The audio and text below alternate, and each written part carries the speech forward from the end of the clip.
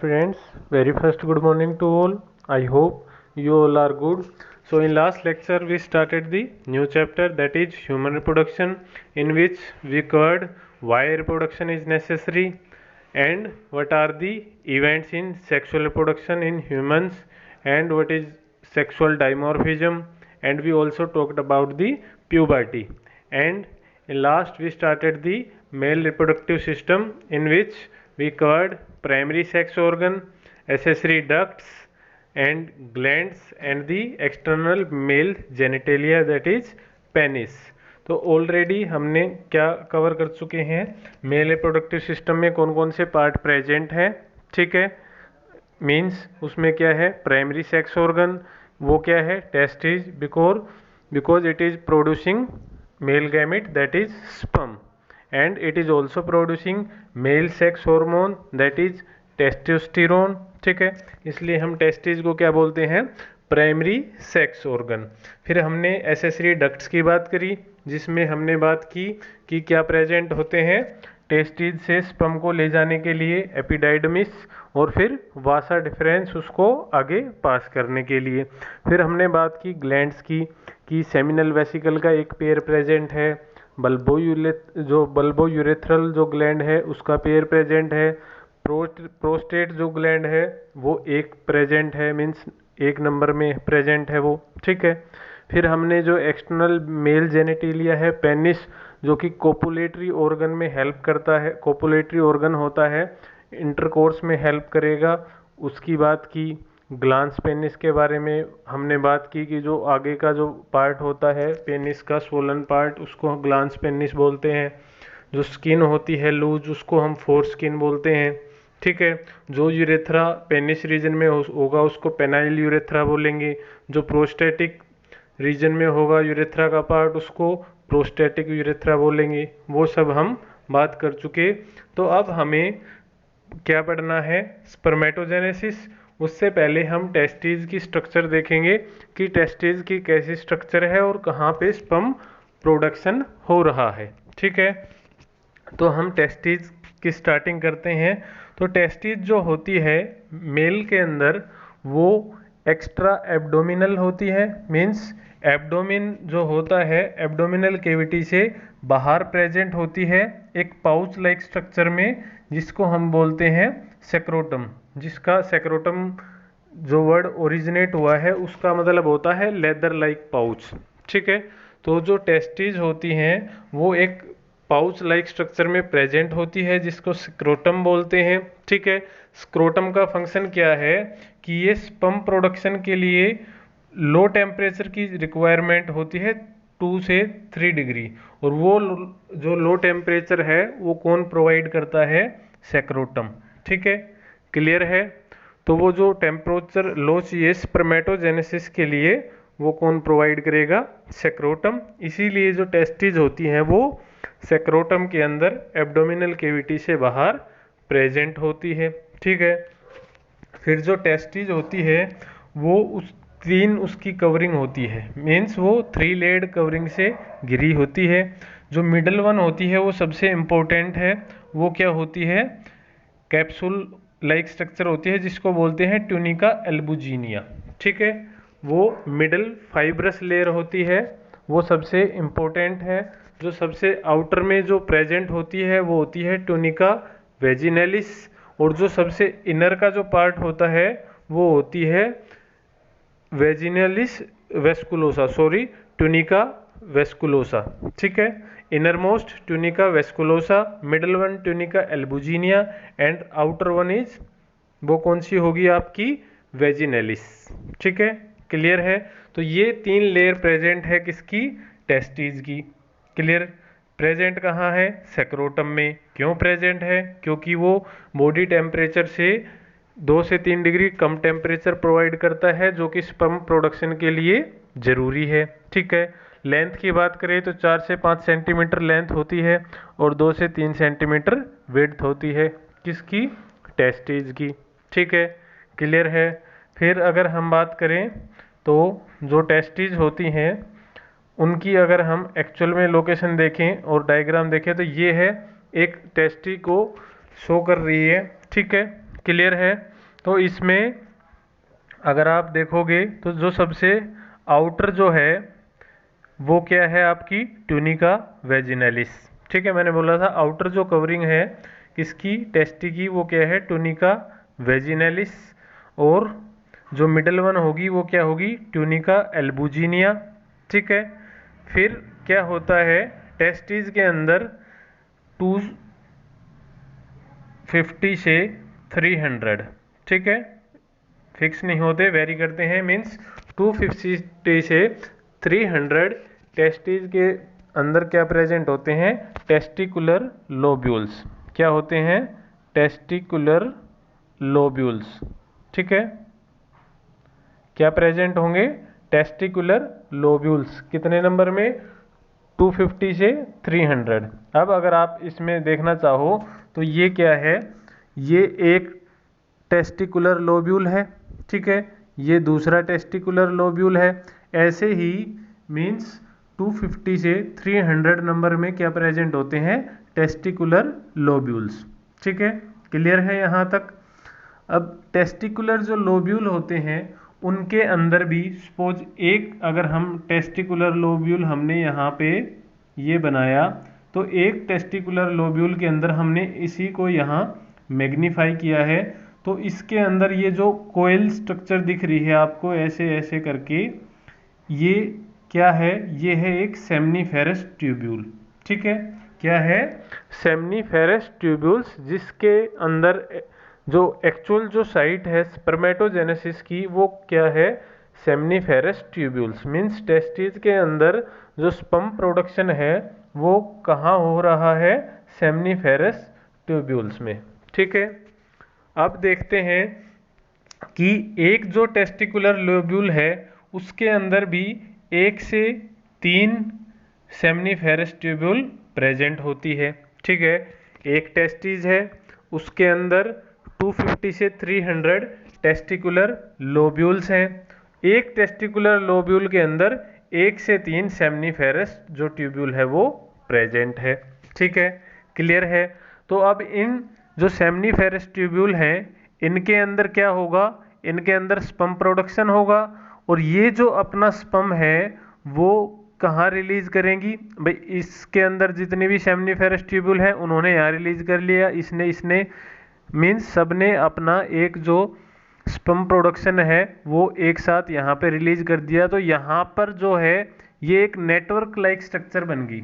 ठीक है, और नेटवर्क के लिए हमेशा बायोलॉजी में एक वर्ड यूज किया जाता है रेटिकुलम या रेटे।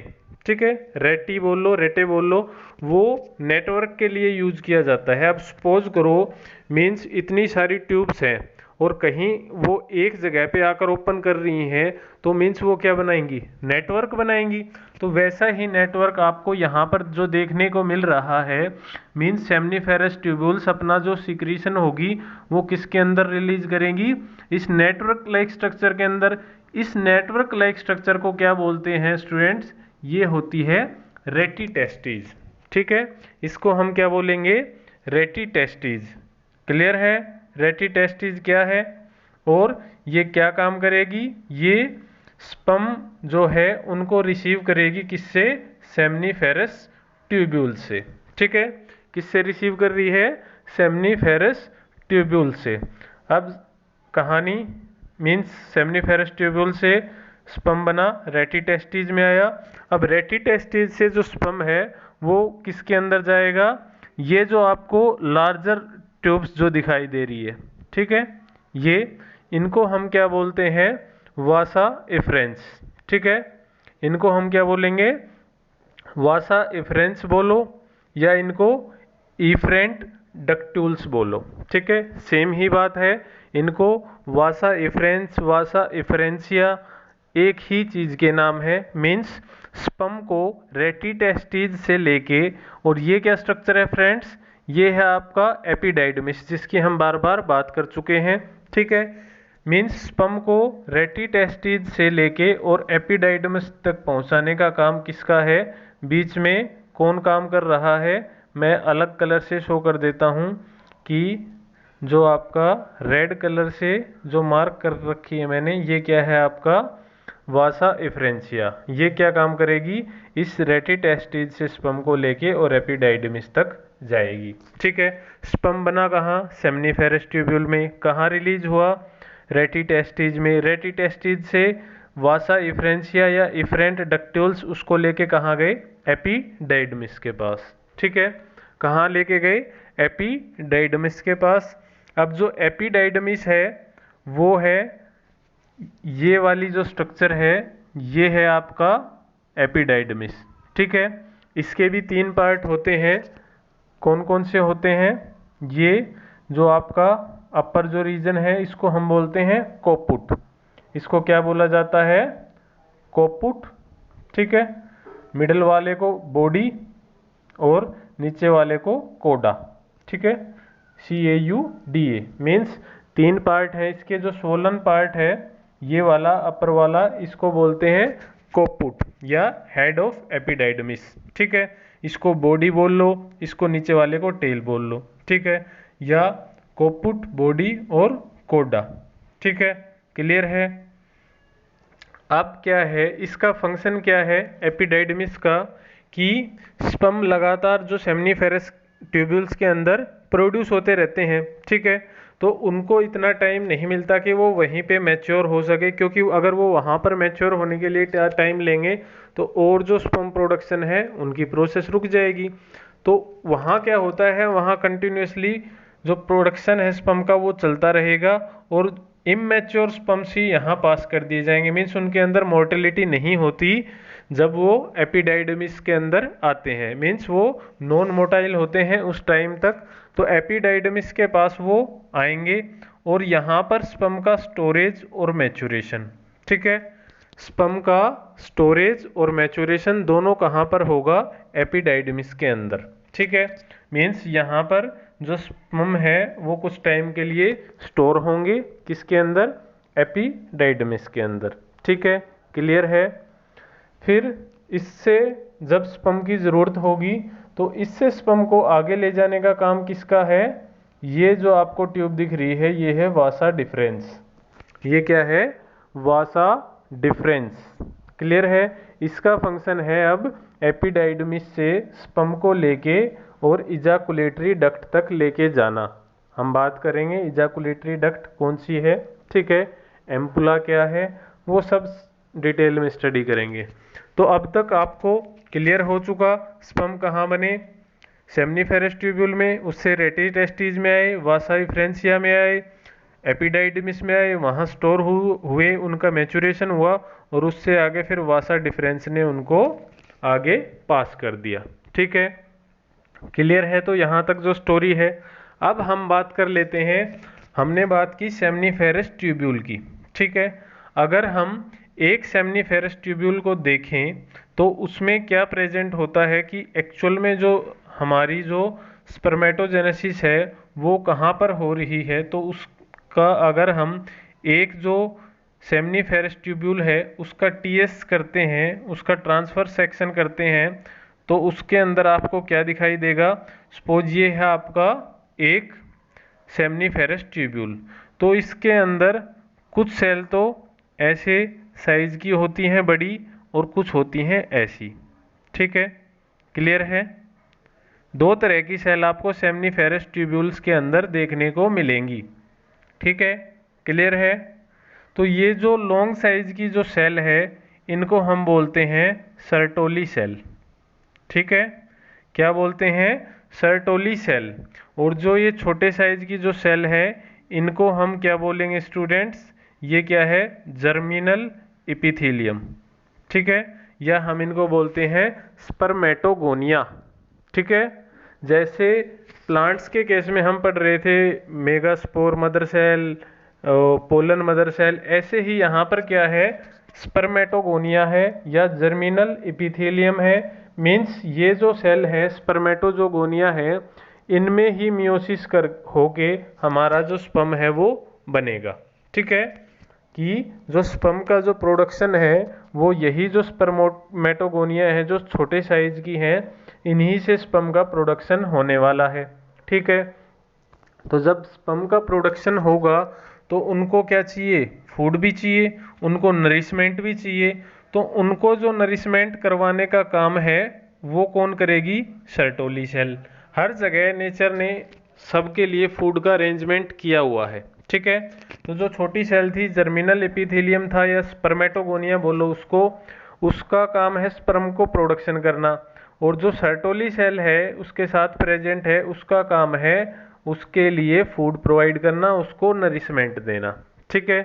इसीलिए सर्टोली सेल को नरस सेल भी बोला जाता है, और फ्रीक्वेंटली क्वेश्चन पूछा जाता है सर्टोली सेल्स के ऊपर, ठीक है। इंपॉर्टेंट है, फंक्शन याद रखना कि सर्टोली सेल का फंक्शन क्या है? To provide nourishment. और क्या है? ये एक और प्रोटीन रिलीज करती है जिसका नाम होता है ABP, एंड्रोजन बाइंडिंग प्रोटीन, ठीक है। इसका काम क्या है? Androgen binding protein. क्लियर है? क्योंकि अब तक हमने ये बात तो कर चुके कि स्पर्म कहाँ बन रहा है, लेकिन हमें पता है टेस्टिस के अंदर जो मेल सेक्स हार्मोन है वो भी रिलीज हो रहा है, तो उसकी भी बात करेंगे वो कहाँ हो रहा है। तो ये तो क्या है, एक सेमनीफेरस ट्यूबुल के अंदर दो तरह की सेल है। जो लार्ज वाली सेल है सर्टोली सेल, या इनको बोलते हैं सस्टेंटिकुलर सेल या नर्स सेल। तीन नाम हो गए, तीनों याद रखना। दूसरा है जर्मिनल एपिथेलियम, या इसको हम बोलते हैं स्पर्मेटोगोनिया, जिनके अंदर मियोसिस होके स्पर्म्स बनेंगे, ठीक है। फिर मैंने बोला था कि जो एक आपका टेस्टिकुलर लोब्यूल है उसके अंदर 1 से 3 सेमनीफेरस ट्यूब्यूल्स हैं, ठीक है। तो सपोज ये एक और हमारा सेमनीफेरस ट्यूब्यूल है, ये एक और सेमनीफेरस ट्यूब्यूल्स है, ठीक है। तो इनके बीच का जो स्पेस है, इस स्पेस को क्या बोलते हैं? Interstitial space. जो आपके टेस्टिकुलर लोब्यूल्स हैं उनके बीच का जो स्पेस है उसको क्या बोलते हैं? Interstitial space. इस इंटरस्टिशियल स्पेस में कुछ सेल्स प्रेजेंट होती हैं ऐसी शेप की, ठीक है, जिनको हम क्या बोलते हैं? Leydig cells. जिनको क्या बोलेंगे? लेडिग सेल्स, ठीक है। क्या बोलेंगे? लेडिग सेल्स बोलो, इंटरस्टिशियल सेल्स बोलो, एक ही बात है। स्टूडेंट्स, इनका काम होता है मेल सेक्स हार्मोन को प्रोड्यूस करना, सिक्रीट करना, ठीक है। तो जो मेल सेक्स हार्मोन है टेस्टोस्टेरोन, वो टेस्टिस के अंदर कौन रिलीज करता है?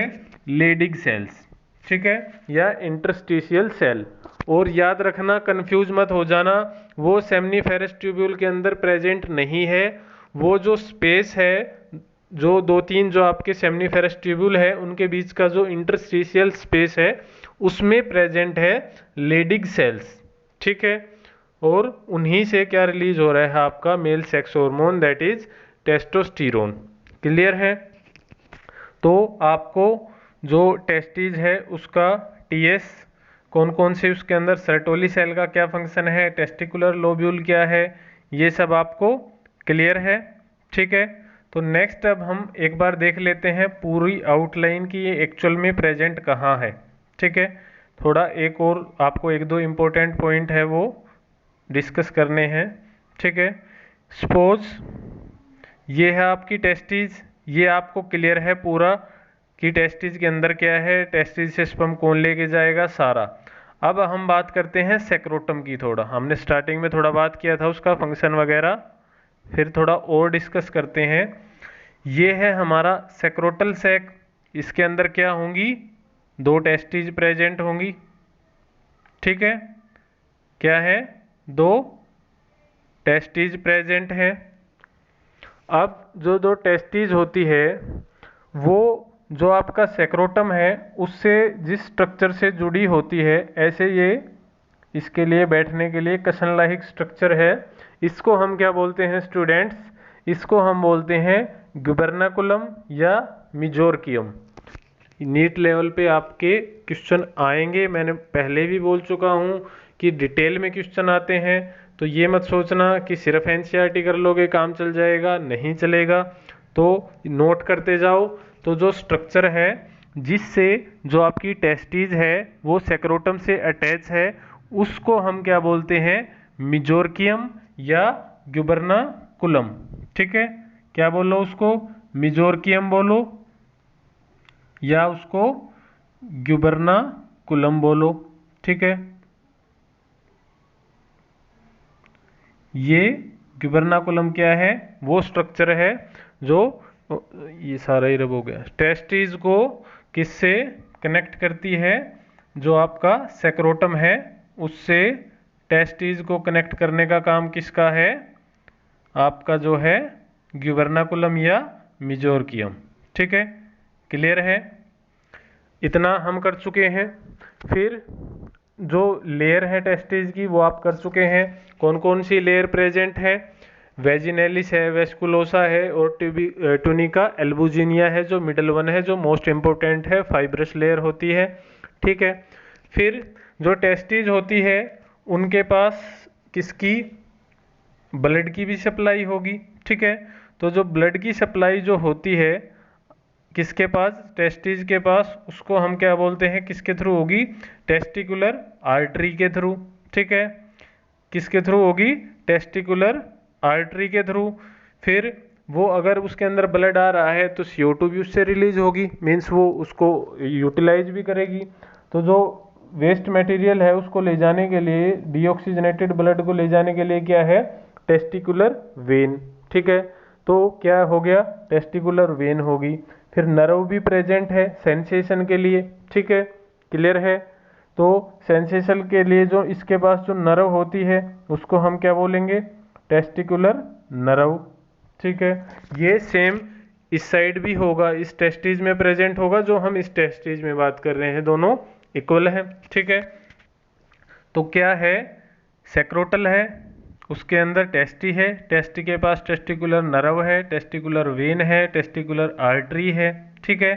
और ये सारी जो चीज़ें हैं इन सबको मिला के हम क्या बोलते हैं, स्पर्मेटिक कॉर्ड, ठीक है। किस किस को मिला के, टेस्टिकुलर आर्टरी, वेन और आपका क्या है, टेस्टिकुलर नर्व, और यहाँ से क्या आएगा, ये आपका एपिडाइडमिस और यहाँ से वासा डिफरेंस स्पर्म को लेके, ठीक है। तो ये सारी स्ट्रक्चर एक उसमें प्रेजेंट होगी, एक ऐसी कैनाल लाइक स्ट्रक्चर होती है, ठीक है, उसके अंदर से जाएंगी। तो ये तो इन चारों को तो मिला के हम बोलते हैं स्पर्मेटिक कॉर्ड, क्या बोलेंगे, स्पर्मेटिक कॉर्ड, ठीक है। तो दो स्पर्मेटिक कॉर्ड हो गए, लेफ्ट भी और राइट भी। अब जिसके अंदर से ये होके गुजरते हैं उसको हम बोलते हैं इंग्विनल कैनाल, ठीक है। क्या है, ये ऐसी स्ट्रक्चर जो है इसको हम क्या बोल रहे हैं, इंग्विनल कैनाल, जिसके अंदर से स्पर्मेटिक कॉर्ड पास हो रहे हैं, ठीक है। जिसके अंदर से आपके जो स्पर्मेटिक कॉर्ड है वो पास होंगे, ठीक है। क्लियर है, वो क्या है, इंग्विनल कैनाल। और डिटेल में जाएं तो जब जो फीटस होता है, जो टेस्टिस होती है मेल के अंदर, वो डेवलप तो कहाँ होती है, एब्डोमिनल केविटी में ही होती है, ठीक है। लेकिन जब फीटस किस में होता है, यूट्रस में होता है, माँ के पेट में होता है, तो जो 7 मंथ जो उसका डेवलपमेंट का होता है, तो वो टेस्टिस एब्डोमिनल से बाहर डिसेंड हो जाती है, जिसको हम डिसेंड ऑफ टेस्टी बोलते हैं, ठीक है। मीन्स 7 मंथ तक तो जो टेस्टीज होंगी मेल के अंदर वो कहाँ प्रेजेंट होंगी, एब्डोमिनल केविटी के अंदर। लेकिन जब 7 मंथ कंप्लीट हो जाएंगे तो इसी इंग्विनल कैनाल के थ्रू जो टेस्टीज हैं वो कहाँ पर आ जाएंगी, सेक्रोटल सैक में डिसेंड हो जाएंगी। क्लियर है। तो कई बार क्या होता है कि जब ये सेक्रोटल सैक में डिसेंड होती है तो ये जो कैनाल है ये नॉर्मल केस में तो ये ऐसे बंद कर दी जाती है, बंद हो जाती है, ठीक है। जब टेस्टिस डिसेंड हो जाएंगी तो ये कैनाल है ये बंद हो जाएंगी, कोई दिक्कत नहीं है। लेकिन कई केसेस में क्या होता है, ये जो इंग्विनल कैनाल है ये क्या हो जाता है, बंद नहीं हो पाती अच्छे से, ठीक है। मीन्स ये क्या रह जाएगी, ओपन रह जाएगी। तो इससे क्या होता है स्टूडेंट्स, कई बार जो स्मॉल इंटेस्टाइन का जो पोर्शन है, जो लूप है स्मॉल इंटेस्टाइन का, वो किस में आ जाता है, इस सेक्रोटल सैक्स में, ठीक है। सेक्रोटल सैक में जो स्मॉल इंटेस्टाइन का जो पार्ट है वो इसमें आ जाएगा, जिस कंडीशन को हम बोलते हैं इंग्विनल हर्निया, ठीक है। क्या बोलेंगे उसको, इंग्विनल हर्निया। क्लियर है। तो आई थिंक कोई डिटेल अब बची नहीं, मैंने आपको सारा बता दिया कि कैसे टेस्टिस डिसेंड होंगी, कहाँ पर प्रेजेंट होती है, इंग्यूइनल हर्निया क्या है। तो इसमें आपको कोई, अब मेरे हिसाब से कोई डाउट आपका होना नहीं चाहिए, अगर फिर भी है तो कोई दिक्कत नहीं है, हम इसको बार बार डिटेल में स्टडी करने को रेडी हैं, क्योंकि यहाँ से क्वेश्चन पूछे जाते हैं। ठीक है, क्लियर है। तो और एक और बात, जो लेफ्ट टेस्टी होती है वो साइज में थोड़ी छोटी होती है as compare to right testis. ठीक है, दोनों है उसमें स्लाइटली डिफरेंस देखने को मिलेगा राइट और लेफ्ट टेस्टिस के साइज में। ठीक है, वो थोड़ा सा आपको ऊपर मिलेगी जो लेफ्ट टेस्टी है। क्लियर है। ठीक है, तो ये था हमारा सेक्रोटल सैक। इसके पास कई सारी मसल्स होती है यहाँ, ऐसे ही मैंने जब बताया तो एक जो मसल होती है डार्टोस मसल, उसका फंक्शन होता है स्पर्म प्रोडक्शन के लिए 2 से 3 डिग्री टेम्परेचर को कम रखना। ठीक है, क्लियर है। वो किस मसल का काम है, इम्पोर्टेंट है, डार्टोस मसल। ठीक है, कैसे करती है वो जब सर्दी आएगी तो सर्दी में क्या होता है, बॉडी को हीट चाहिए, मीन्स प्रोडक्शन है, उसके लिए टेम्परेचर जो चाहिए वो मेंटेन करना है, और बाहर विंटर है, सर्दी है, ज़्यादा है, तो टेम्परेचर बहुत लो है, इसलिए जो डार्टोस मसल है वो अपने आप को कॉन्ट्रैक्ट करेगी, और जो टेस्टीज है वो एब्डोमिनल कैविटी से सट जाएगी। ठीक है, मीन्स एब्डोमिनल कैविटी के बिल्कुल क्लोज आ जाएगी, तो वो अपने आप को कॉन्ट्रैक्ट कर लेगी। ऐसे ही अगर गर्मी का सीजन है, समर सीजन है, तो उसमें टेम्परेचर बाहर क्या है, ज़्यादा है, तो अगर वो एब्डोमिनल कैविटी से सटी रहती है तो उससे और हीट प्रोड्यूस होगी, तो उससे तो दिक्कत है। तो टेस्टीज क्या होती है गर्मी में, वो लूज हो जाती हैं बिल्कुल। ठीक है, बॉडी से बिल्कुल दूर हो जाएगी, वही डार्टोस मसल काम करेगी, वो रिलैक्स हो जाएगी, तो उससे जो बॉडी का टेम्परेचर है वो कम हो जाएगा, क्योंकि टेम्परेचर बाहर है वो ज़्यादा है। ठीक है, तो ऐसे काम करती है डार्टोस मसल, जिससे वो क्या है, टेम्परेचर को कम या ज़्यादा कर सकती है, मीन्स उसको मेंटेन है वो ये कर सकती है। ठीक है, तो आई थिंक कोई क्लियर नहीं, कोई डाउट नहीं आपको। सेक्रोटल क्या है, उसका फंक्शन क्या है, कैसे जो आपका टेस्टीज है वो डिसेंड होती है, इंग्यूइनल हर्निया क्या है, वो सब चीज़ें आपको क्लियर है। सेमनीफेरस ट्यूब्यूल की हम बात कर चुके, उसका जो टीएस है वो हमने देखा कि अगर हम बात करें सिंपल, तो एक जो टेस्टी है उसके अंदर 250 से 300 टेस्टिकुलर लोब्यूल्स है, एक टेस्टिकुलर लोब्यूल के अंदर 1 से 3 सेमनीफेरस ट्यूब्यूल है, एक सेमनीफेरस ट्यूब्यूल के अंदर 2 तरह की सेल है, जो लार्ज साइज की है सर्टोली सेल, वो स्पर्म के लिए नरिशमेंट का काम करेगी, और एबीपी जो है एंड्रोजन बाइंडिंग प्रोटीन वो सीक्रेट करेगी। फिर जो दूसरे टाइप की सेल है वो एक्चुअल में जो स्पर्मेटोगोनिया है वो स्पर्म प्रोडक्शन करेगी, उनके अंदर मियोसिस होके स्पर्म्स बनेंगे। ठीक है, फिर जो इंटरस्टिशियल स्पेस है बिटवीन सेमनीफेरस ट्यूब्यूल, उसमें क्या प्रेजेंट है, लेडिग सेल्स, जिनका फंक्शन क्या है, मेल सेक्स हार्मोन को रिलीज करना। ठीक है, उसको हम इंटरस्टिशियल सेल्स भी बोलते हैं उनको। क्लियर है। फिर सेमनीफेरस ट्यूब्यूल्स में जो स्पर्म बनेंगे वो कहाँ जाएंगे, रेटिटेस्टी में, रेटिटेस्टी से वासा इफ्रेंसिया, देन एपिडाइडमिस, देन वासा डिफरेंस। ठीक है, तो क्लियर है, कोई डाउट नहीं, आगे बढ़े। तो जो हमारा ये एक और स्ट्रक्चर है, अगर और क्लियरली आप देखना चाहो कि रेटिटेस्टिज कहाँ प्रेजेंट है, वासा डिफरेंस क्या है, सेमनीफेरस ट्यूब्यूल क्या है, तो इसमें जो आपको ये यहाँ पर दिखाई दे रही है ये है आपकी सेमनीफेरस ट्यूब्यूल। ठीक है, क्लियर है।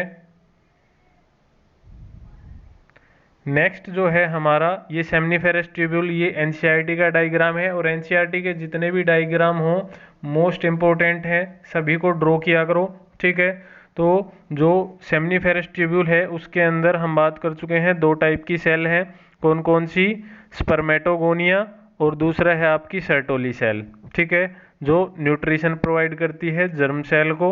ठीक है, फिर लेडिग सेल्स हैं जो इंटरस्टिशियल स्पेस में प्रेजेंट है, इनका फंक्शन क्या है, जो मेल सेक्स हार्मोन है टेस्टोस्टेरोन, उसको रिलीज करने का काम करती है। ठीक है, क्लियर है। फिर है एसेसरी जो डक्ट्स है उनका काम, अब हम स्टडी करने वाले हैं जो एसेसरी डक्ट्स प्रेजेंट है। ठीक है, क्लियर है। उसमें हम एपिडाइडमिस को कवर कर चुके हैं। अब उसके बाद क्या आता है आपका वासा डिफरेंस, उसका भी फंक्शन हम स्टडी कर चुके हैं कि वासा डिफरेंस है वो एपिडाइडमिस से लेके आगे उसको स्पर्म को पास करेगा। ठीक है, फिर क्या है, अब बात करते हैं इजाकुलेटरी डक्ट की। ठीक है, कि इजाकुलेटरी डक्ट क्या है और कैसे ये फॉर्म होती है। क्लियर है। ठीक है, तो देखो ये है आपकी टेस्टी। ठीक है, तो एक इधर है टेस्टी, यहाँ से आपका सपोज ये आपका वासा डिफरेंस है वो गई, इधर से वासा डिफरेंस गई। यहाँ पे क्या प्रेजेंट होता है आपका यूरिनरी ब्लैडर। ठीक है, और यहाँ पर प्रेजेंट है सेमिनल वेसिकल। क्लियर है। तो यहाँ पर ये जाके सेमिनल वेसिकल की जो डक्ट होगी उसी से के साथ मिल जाएगी। ठीक है, मीन्स एक जंक्शन बन जाएगा जहाँ पर कौन कौन ओपन हो रही है, आपका सेमिनिफेरस ट्यूब्यूल भी वहीं पर ओपन हो रही है, जो आपका सेमिनल वेसिकल है वो भी वहीं पर ओपन हो रही है। तो यहाँ पर जो डक्ट बनती है उसको हम बोलते हैं इजाकुलेटरी डक्ट। ठीक है, फिर इनके बाद क्या होगा, प्रोस्टेट ग्लैंड प्रेजेंट होगी। फिर ये आपका यूरेथ्रा आया और यूरेथ्रा से ये साइड में दो पीस शेप की ये आपकी बल्बो यूरेथ्रल ग्लैंड, और ये यूरेथ्रा और ये इसकी ओपनिंग, और यहाँ पर हो जाएगा आपका पेनिस। ठीक है, क्लियर है।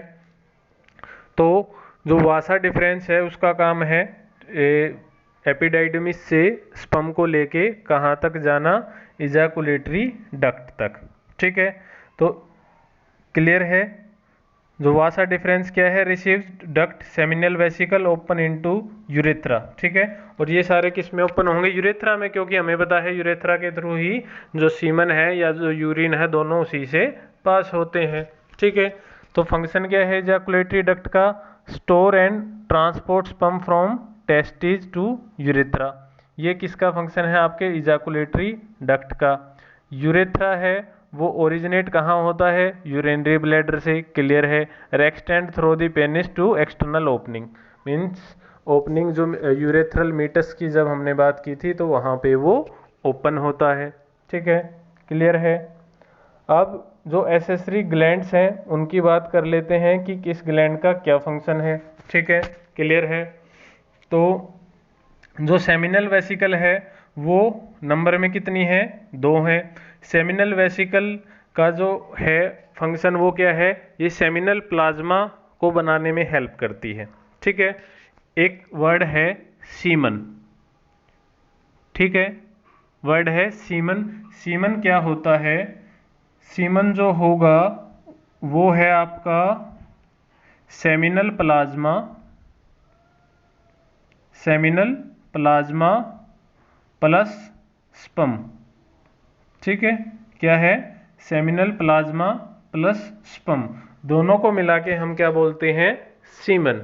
तो जो मेल इजाकुलेट करते हैं थ्रू यूरेथ्रल मीटस, उसमें सिर्फ स्पर्म ही प्रेजेंट नहीं होते, उसमें क्या प्रेजेंट होता है, सेमिनल प्लाज्मा भी होता है, और दोनों को मिला के जो इजाकुलेशन होता है उसको हम क्या बोलते हैं, सीमन। ठीक है, हम क्या बोलेंगे कि सीमन इजाकुलेट हुआ है। तो उस सीमन के अंदर क्या क्या प्रेजेंट है, सेमिनल प्लाज्मा प्लस स्पर्म्स।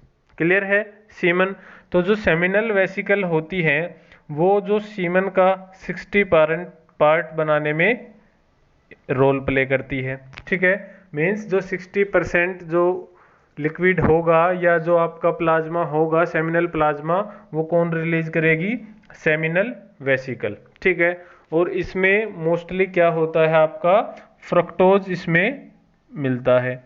ठीक है, क्या है, इसका जो मेन कंस्टिट्यूएंट होगा वो क्या होगा, फ्रुक्टोज। क्लियर है।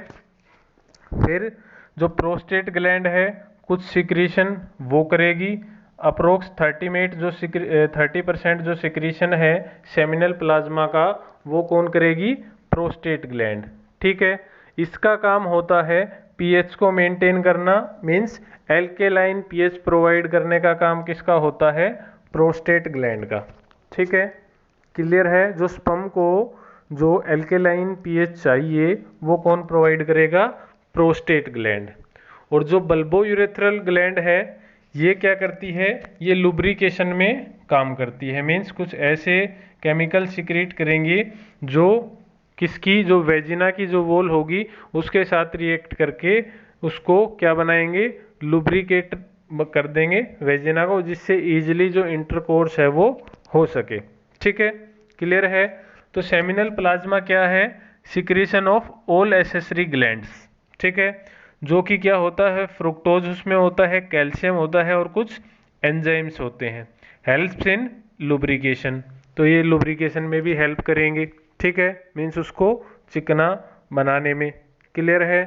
तो एसेसरी जो ग्लैंड्स हैं उसमें इम्पोर्टेंट है सेमिनल वेसिकल, जिसका मेन कंस्टिट्यूएंट जो होता है वो फ्रुक्टोज होता है, और ये 60% बनाते हैं किसका? सेमिनल प्लाज्मा का। 30% प्रोस्टेट ग्लैंड, ये एल्केलाइन पीएच प्रोवाइड करते हैं, और कुछ इसके अंदर एंजाइम्स भी प्रेजेंट होंगे, सिट्रेट भी इसके अंदर प्रेजेंट होता है। ठीक है, क्लियर है? और जो आपका बल्बोयूरेथ्रल ग्लैंड है वो लुब्रिकेशन में हेल्प करती है। ठीक है, क्लियर है? तो ये थी हमारी एसेसरी ग्लैंड्स। सेमिनल वेसिकल 2 है नंबर में, प्रोस्टेट ग्लैंड 1 है नंबर में, और जो बल्बोयूरेथ्रल ग्लैंड है वो भी 2 है नंबर में। तीनों का फंक्शन क्लियर है? आगे मूव करते हैं। अब है फीमेल रिप्रोडक्टिव सिस्टम, इसको हम नेक्स्ट क्लास में स्टडी करेंगे। तो आज हमारा कंप्लीट हो चुका है क्या? Male reproductive system. उसके अंदर हमने टेस्टिस को डिटेल में देखा, सेक्रोटल सैक को डिटेल में देखा, और कहाँ पर जो स्पर्म प्रोडक्शन हो रहा है, लेडिग सेल्स क्या है, वो सब हम डिटेल में देख चुके। तो नेक्स्ट लेक्चर में हम क्या स्टार्ट करेंगे? Female reproductive system. जो हार्मोनल कंट्रोल है उनके लिए हम एक अलग से क्लास लेके, जब दोनों का मेल और फीमेल का रिप्रोडक्टिव सिस्टम खत्म हो जाएगा तो दोनों को एक साथ एक ही क्लास में डिस्कस कर लेंगे। ठीक है, तो नेक्स्ट जो लेक्चर होगा उसमें we will start female reproductive system. ठीक है, तो उसमें हम अपना फीमेल रिप्रोडक्टिव सिस्टम है उसको स्टार्ट कर देंगे। तो आई होप जितना आज हमने कवर किया है वो आपको क्लियर होगा। So thank you for listening me, be safe at home. Thank you. Bye.